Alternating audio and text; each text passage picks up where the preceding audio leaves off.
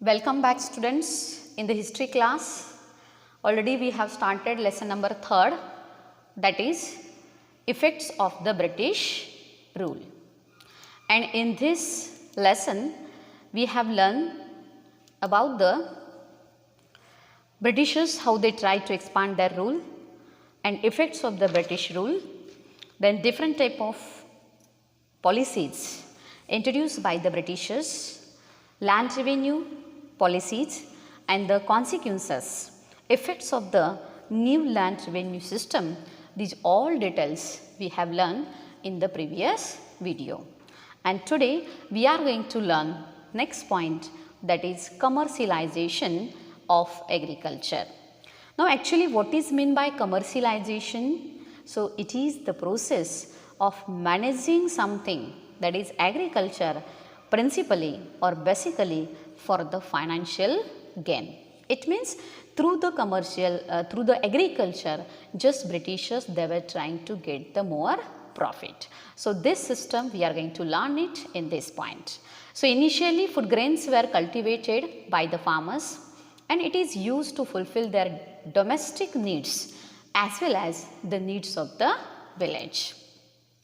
It means pre-British rule in the villages, these all farmers, they were taking the production of food grains and they were using the barter system. Already you have learned about the barter system maybe in the 6th standard. So whatever their goods were there, just they were exchanging that goods, and through this barter system they were trying to fulfill their needs. It means villages were self-sufficient.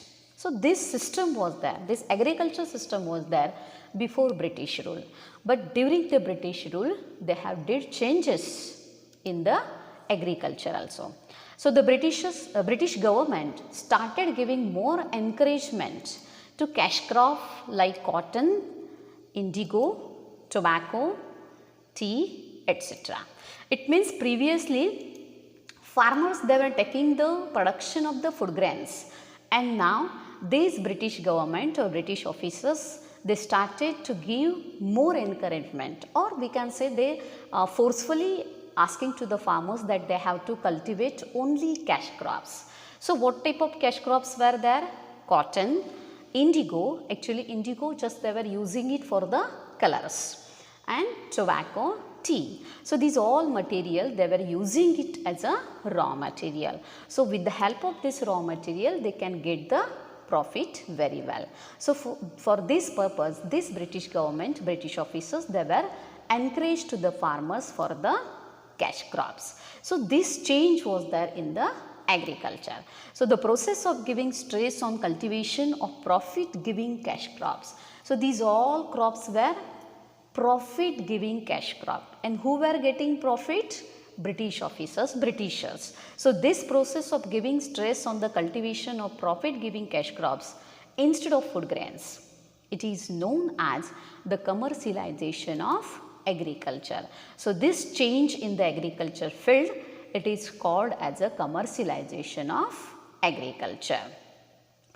Now next point we are going to learn it, that is famine. So one side we can see agriculture or food grains, farmers they are unable to take the production of food grains, and second side another calamity, another problem was there in front of the Indians, that is famine, drought situation. So from 1860 to 1900, near about 40 years, Indians faced the great famine, but the British rulers did not take much efforts to overcome it. It means Britishers, they were ruling our country. So it is the duty of Britishers that whatever problems are there, or these subjects or these people, common people, they were facing this problem. It is the duty of rulers that they have to work for the overcome of these problems. But instead of these problems, Britishers just they were trying to get the more and more profit. And similarly, not much expenditures was made on provision of water supply also. It means one side they were facing the problem of drought. Common people, Indian citizen, they were facing the problem of drought situation, and Britishers, they did not much expenditures It means they did not spend more amount for the provision of the water supply. So, whatever these problems were there, which problems were faced by the Indians, Britishers neglected these all problems. Next point, that is development in transport and communication system. Now, Britishers just they started some new system. They introduced some new system to the Indians. Actually, these all system, it means various transport facility and communication facilities were available, but for the increase in trade and convenience of the administration, the British developed modern facilities like transport and communication in India. It means transport facility and various communication facilities just they were started in our country for the increase in trade and the convenience of the administration.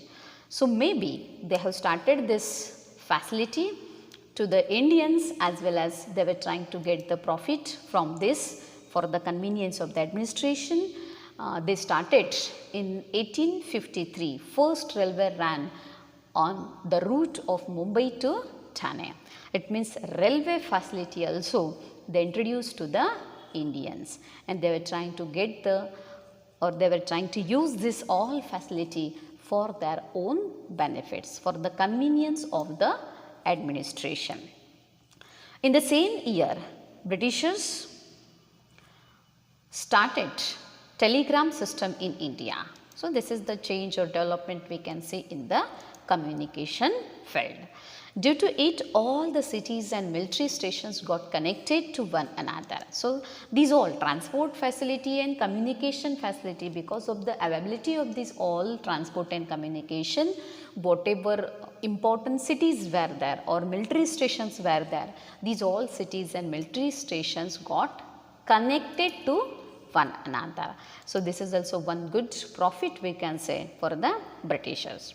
Similarly, the British also started the postal service also. So, this development we can say in the field of communication.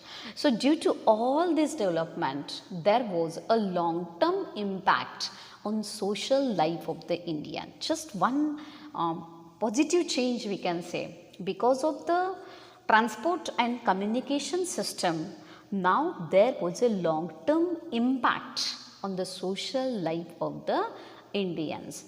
Now the social life, social structures of the Indian or the society, it started to change. So, we are learning about this social life or social structure in the next point. So, this is the advantages we can say. Due to this change, our social life started to change. So, due to this, there was an increasing sense of unity among them. Now, these Indians, they started to increase the unity, their strength, their power, which is very important for the freedom struggle. So, through this, they started to create unity among the Indians. Okay. Next point we are learning, that is decline of traditional industries in India. Now, Britishers or their trade developed, prospers in our country. But one side, whenever the trade of Britishers it was develop or prosper, at the same time whatever our Indian business was there, this business it's come to an end. What is the reason behind it? That is the decline of traditional industries in India. The British government obtained huge taxes on goods exported from India to England. So, which goods they export from India to England, just Britishers they were trying to get huge taxes. They had to pay, these traders they had to pay huge taxes. Okay. But on the other hand, very less taxes was imposed on goods imported from England to India. It means Britishers they have to pay less taxes for the imposed business. So, it means through this import and export, indirectly Britishers they were getting more profit. Also, the goods manufactured in England were machine made, and hence there was maximum productions at minimum cost. As well as we can say in the British or in the England, whatever goods was there, just these all goods were produced or manufactured with the help of machines. Machine made goods were there, and hence it is possible to take the maximum productions at the minimum cost.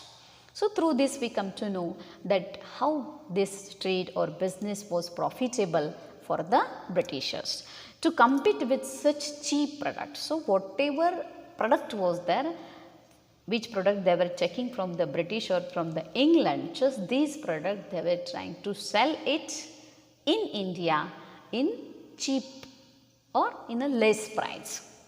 So, to compete with such cheap productions, it was difficult for the Indian artisans. So, it was very difficult to the Indian artisans to face this competition, and eventually it led to the closing down of traditional industries and many artisans become unemployed. So, whatever our traditional business was there, this business it's come to an end, and our artisans they became unemployed, no job facilities to these Indian traders.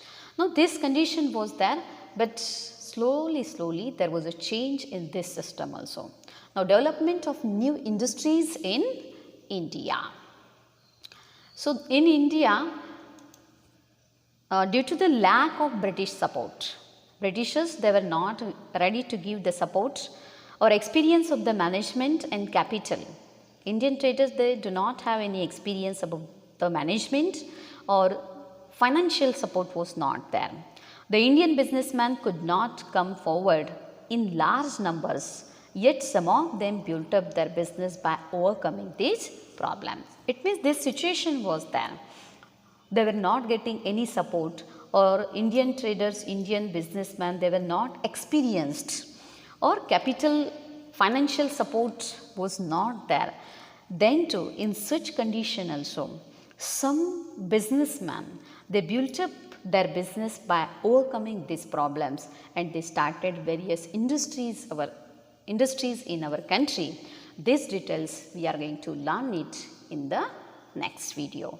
So, today we are going to stop here. Goodbye, student.